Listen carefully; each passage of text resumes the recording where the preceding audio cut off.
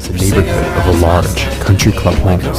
As it impacts the first home in the neighborhood, something incredibly unexpected happens. The tornado sweeps the entire home off of its foundation.